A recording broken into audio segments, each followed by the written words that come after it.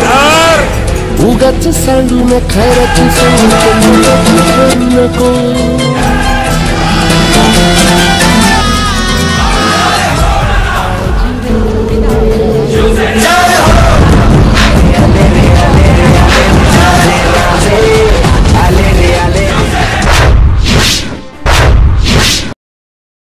मन की बात करून जनतेला भावनिक करत हुकुमशाही आणणाऱ्या हुकुमशहाची मन की बात नव्हे तर ती धन की बात होती। ही हुकुमशाही उखडून काढली पाहिजे असे परखड मत खासदार श्रीमंत छत्रपती उदयनराजे भोसले यांनी कोरेगाव मतदारसंघातील देऊर येथे भाजप व सरकारवर सडकून टीका केली। पाहूयात ही बातमी। देऊर कोरेगाव मतदारसंघातील देऊर या राजकीय दृष्ट्या महत्त्वाच्या असणाऱ्या गावात महाआघाडीचे उमेदवार व खासदार श्रीमंत छत्रपती उदयनराजे भोसले यांचे जोरदार स्वागत करण्यात आले। छत्रपती शिवाजी महाराजांच्या पुतळ्याला अभिवादन करत सभेला सुरुवात झाली। या प्रसंगी आमदार शशिकांत शिंदे यांनी सुद्धा सरकारवर टीका करत महाआघाडीला व राजेंना देशातील सर्वात उच्चांकी बहुमतांनी निवडून आणण्याचे आवाहन केले। आवाज कोणाचा आवाज जनतेचा काही दिशातून घुमला राष्ट्रवादी पुन्हा प्रगतीच्या वाटेने जाऊ या साथीने एका मुखाने हो बोला राष्ट्रवादी पुन्हा मग हटायचं नाही विचार काय करतोय समजदार राजा सरकार पुन्हा आणायचं हाय सांगायचं हाय अवघा महाराष्ट्र माझा एक एक जण तन्मान धन विसरून झुंजायाला आवाज कोणाचा आवाज जनतेचा काही दिशातून घुमलाय राष्ट्रवादी पुन्हा प्रगतीच्या वाटेने जाऊ या साथीने एका मुखाने हो बोला राष्ट्रवादी पुन्हा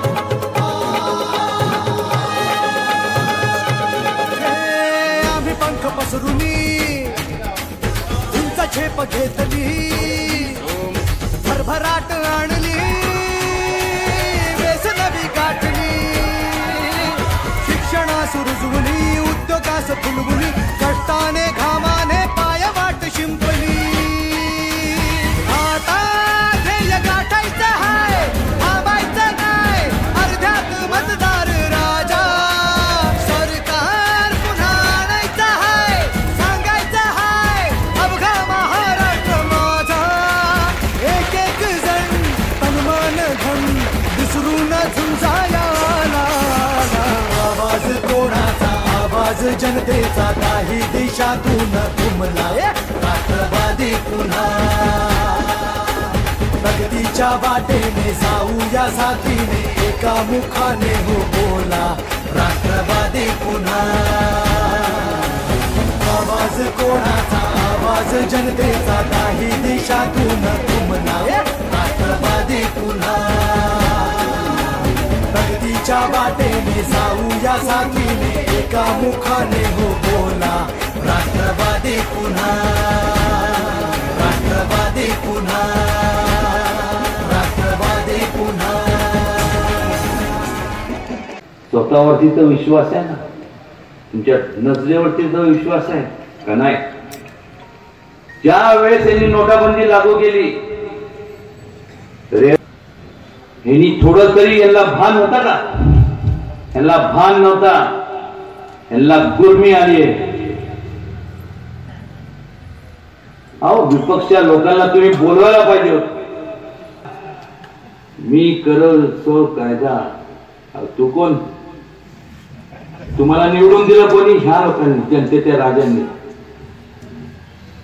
ही लोकशाही आहे त्या ठिकाणी हुकुमशाही खपून घेतली जाणार नाही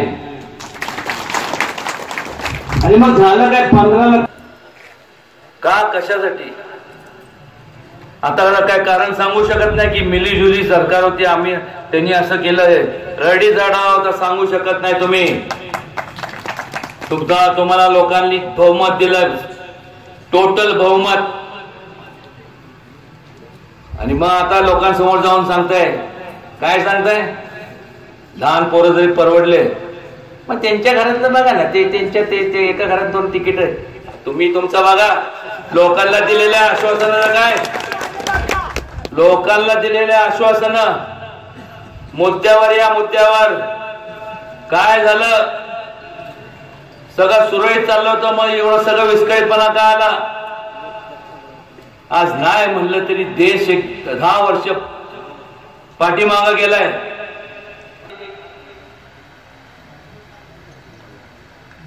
दिवाळखोरीच्या उंबरठ्यावर आहे.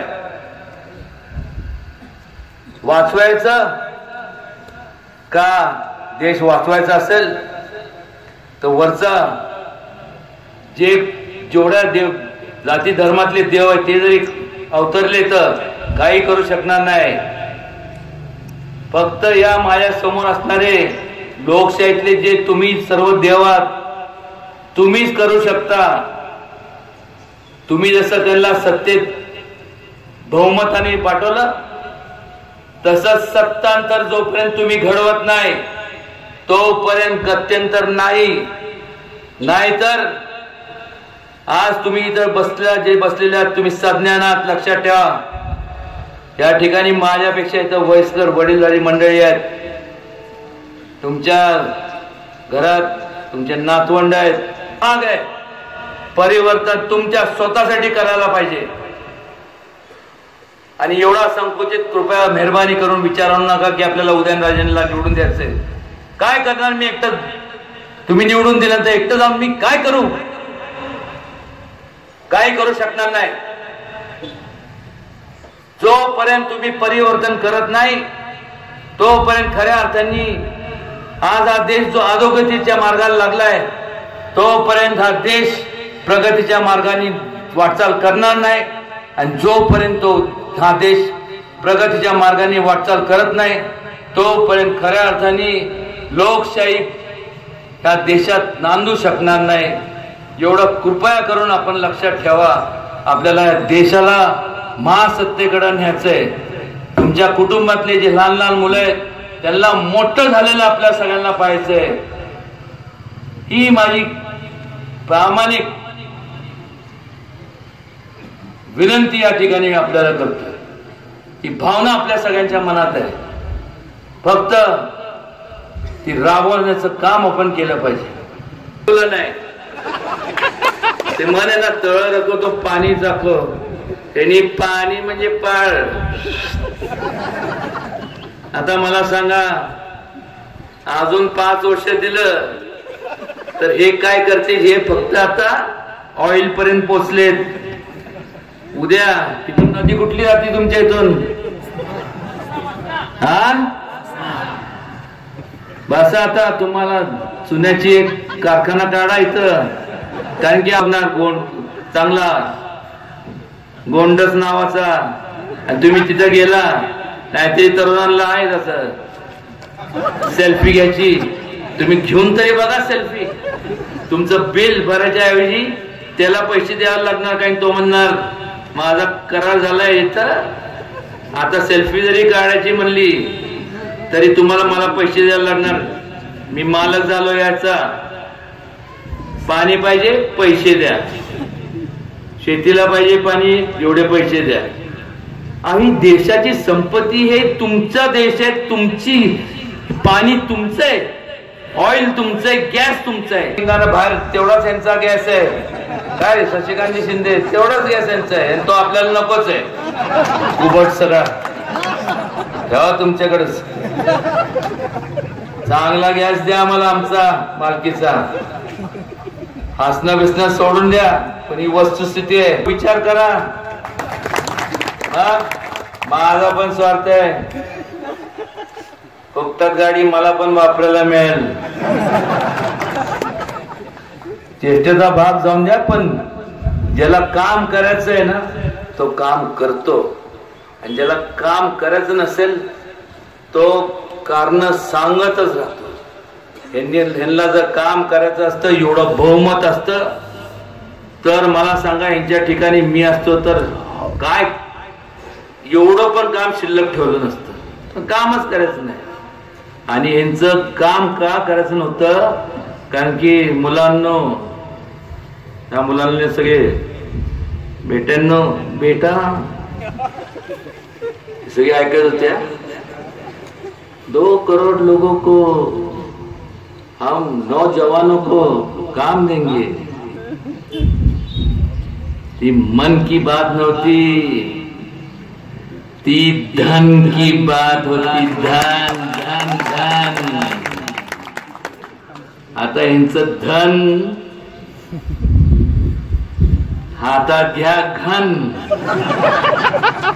आणि काढा यांचं बाहेर धन, जे ज्यांचा अधिकार त्याच्यावर अधिकार आहे तुमचा, खरोखर त्यांना त्यांची जागा दाखवा आणि हा देशात पुन्हा एकदा लोकशाही कशी नांदल, लोकशाही पुन्हा अस्तित्वात आणा एवढं विनंती करतो। या ठिकाणी आवर्जून मला सांगावंसं वाटतं की माझे असं मित्र मंडळी आहेत, तर त्यावेळेस आपण ती जवळपास 1500 कोटी रुपये आपण पुणे मिरज डबलिंग म्हणजे डबल ट्रॅक वायडनिंगचं आपण हे मंजूर करून घेतलं। त्याचबरोबर ठिकठिकाणी आपण रेल्वे ओव्हरहेड ब्रिज मंजूर करून घेतलेले आहेत आणि त्यापैकी आपल्या ह्या ठिकाणी सुद्धा देऊळ त्या ठिकाणी जी मागणी होती रेल्वे ओव्हरहेड ब्रिजची, त्याचं पूर्ण त्याची सुद्धा आपण ते मंजूर झालेलं आहे। त्याचं काम सुद्धा आता हे आचारसंहितेनंतर चालू होईल। पण या सगळ्या की पळतो याच्याकरता, कारण ही जी बाकीचे जे लोक आहेत निकाल लागल्यानंतर ती पळून जायच्या अगोदर मी अगोदरच पळून आता बॉर्डर जाऊन थांबतो त्यांना अडवायला, तुम्ही पण तिथं पण पहिलं मतदान करून पळा, नाही तर तुम्ही म्हणाल तुम्हीच आम्हाला सांगितलं तिकडं म्हणजे झालं, माझा निकाल इथंच लागायचा, आम्हाला कायमस्वरूपी बॉर्डरवरतीच थांबावं लागायचं। ईश्वर त्यांनी प्रार्थना करतो की असंच 30 वर्षे समाजकारण झाली, आपण सर्वांनी मला आशीर्वाद दिले, साथ दिली, खरं शब्दात मी आभार मानू शकत नाही, पण एवढंच सांगतो मी व्यक्तिशः आपल्या सगळ्यांचा ऋणी आहे। केव्हाही कधी आपण मला हाक मारा, कालही तुमचा होतो, आजही आहे, उद्या सुद्धा त्यात बदल होणार नाही एवढी खात्री बाळगा आणि ज्या जेवढं प्रेम आपण माझ्यावर करताय तेवढंच 6 महिन्यानंतर माझी आता जशी निवडणूक आहे तेवढ्याच मताधिक्याने शशिकांत शिंदेंना सुद्धा पुढच्या या 5-6 महिन्यानंतर त्यांची निवडणूक असेल म्हणजे आहे, त्यावेळेस त्यांना सुद्धा आपल्याला बहुमताने निवडून द्यायचं आहे, एवढं आपण चंग या ठिकाणी बांधा, तरच खऱ्या अर्थाने खाली वर आणि खाली सत्ता एक असली की मग संपूर्ण फंड्स संपूर्ण केंद्रात आणि इथं तर ते त्यामुळं संपूर्ण अजून वेगाने प्रगती झालेली पाहायला मिळेल। पुन्हा एकदा आपल्या सगळ्यांचे मनपूर्वक आभार मानतो।